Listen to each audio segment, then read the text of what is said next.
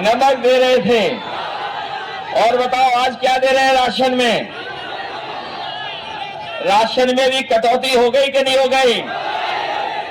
इसलिए समाजवादी पार्टी और कांग्रेस और इंडिया गठबंधन ने तय किया है कि अपने गरीबों के लिए भरपेट भोजन हो जाए पूरे परिवार को, इसलिए राशन को बढ़ाने का काम करेंगे, गुणवत्ता अच्छा करेंगे। और जिस तरीके से संपन्न लोग आजकल बाजार में पैकेट का आटा खरीद रहे हैं जो गुणवत्ता में अच्छा है और पौष्टिक भी है, तो हम अपने गरीब परिवार के लोगों को भरोसा दिला के जा रहे हैं। जब राशन बढ़ेगा, मात्रा बढ़ाएंगे, गुणवत्ता ठीक करेंगे और पैकेट के आटा के साथ साथ आपको डाटा भी फ्री देने का काम करेंगे। आटा आपके स्वास्थ्य को बेहतर रखेगा और डाटा आपको आपके मोबाइल चलाने के काम आएगा और उससे जानकारी हासिल कर लोगे। जो पढ़े लिखे नौजवान हैं वो नौकरी ढूंढ लेंगे, ऑनलाइन पढ़ाई भी कर लेंगे, और कोई जरूरत होगी जानकारी हासिल करना चाहेंगे तो बताओ हासिल कर लोगे जानकारी कि नहीं कर लोगे? इसलिए राशन के साथ साथ पैकेट का आटा जो पौष्टिक होगा, आटा के साथ डाटा भी फ्री देने का काम करेंगे। याद होगा समाजवादी साथियों ने लैपटॉप दिया था, और जहां लैपटॉप मिला होगा जिन साथियों को, वो अभी भी चल रहा होगा, और जिनके परिवार में वो पहुंचा होगा जब ऑन करते होगे तो नेताजी हम लोग ही दिखाई देते हो, लेकिन उसकी भी इन्होंने नकल कर ली। बताओ नकल कर ली कि नहीं कर ली? हम लोगों ने दिया था इतना बड़ा लैपटॉप, इन्होंने कितना दे दिया? और इतना रद्दी दिया कि उंगली घिसते रहो, चलता ही नहीं है। बताओ सब व्यवस्था खराब कर दी कि नहीं कर दी? समाजवादियों ने एम्बुलेंस दी थी, एम्बुलेंस भी अब नहीं पहुंचती गांव, और जो 100 नंबर वाली गाड़ी दी थी जो अब 112 कर दी, और जब से 100 से 112 की है सरकार ने, हमारे पुलिस के भाइयों को लगता है कि उन्हें भी रेट बढ़ा लेना चाहिए। बताओ रेट बढ़ा लिया कि नहीं बढ़ा लिया? और केवल भ्रष्टाचार यहां नहीं बढ़ा है, बताओ इलेक्टोरल बॉन्ड लेकर के न केवल बीजेपी की इलेक्टोरल बॉन्ड से पोल खुल गई है, बल्कि जो जो लोग जान गए हैं कि किस तरीके से इन्होंने पैसा वसूला है, बताओ इन बीजेपी वालों का बैंड बज गया कि नहीं बज गया इलेक्टोरल बॉन्ड से?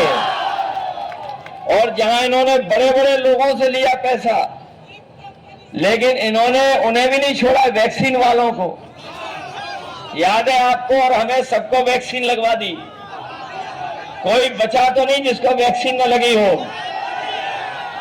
सबको वैक्सीन लगवा दी।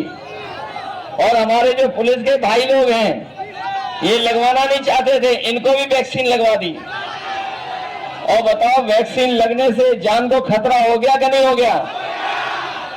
और सुनने में आया है कि जिन्होंने वैक्सीन लगवा ली है उन्हें बीमारी होने जा रही है, न केवल बीमारी बल्कि हार्ट अटैक भी हो रहे हैं।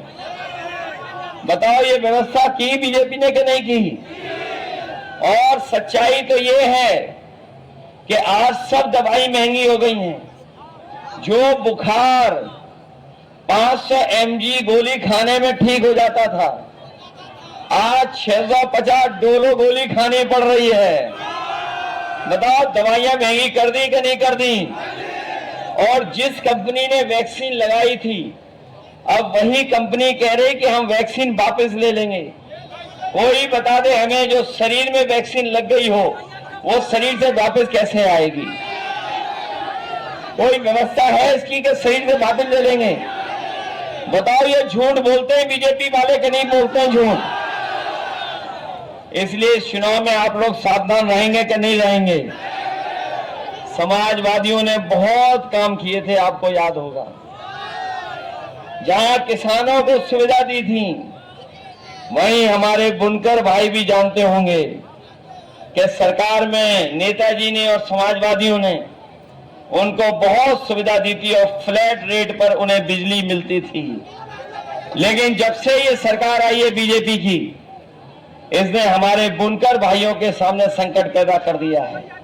हम अपने तमाम बुनकर भाइयों को कह के जा रहे हैं, जब कभी भी सरकार बनेगी तो ना केवल पहले से अच्छी बिजली की व्यवस्था करेंगे, और अगर हमें पैकेज दे करके अगर बुनकर भाइयों की मदद करनी पड़ेगी, क्योंकि आज सबसे ज्यादा संकट में दयनीय स्थिति में अगर कोई हमारा है तो हमारा सबसे ज्यादा गरीब हुआ है तो हमारा बुनकर भाई हुआ है।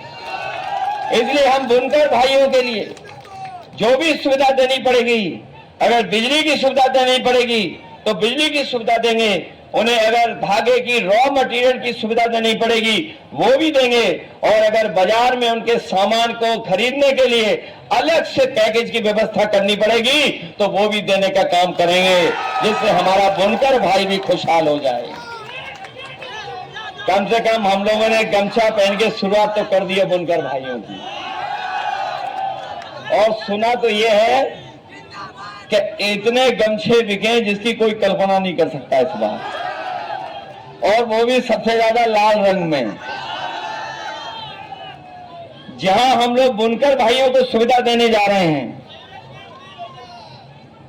वहीं अपने हम किसान भाइयों कह के जा रहे हैं कि इंडिया गठबंधन ने तय किया है कि अगर ये बड़े लोगों का कर्ज माफ कर सकते हैं, बड़े उद्योगपतियों का कर्ज माफ कर सकते हैं, जो उनके मित्र मंडली के लोग हैं उनका कर्ज माफ कर सकते हैं, 26 लाख करोड़ कर्ज माफ हो सकता है, तो जब सरकार बनेगी तो हम अपने किसान भाइयों का भी कर्ज माफ करने का काम करेंगे।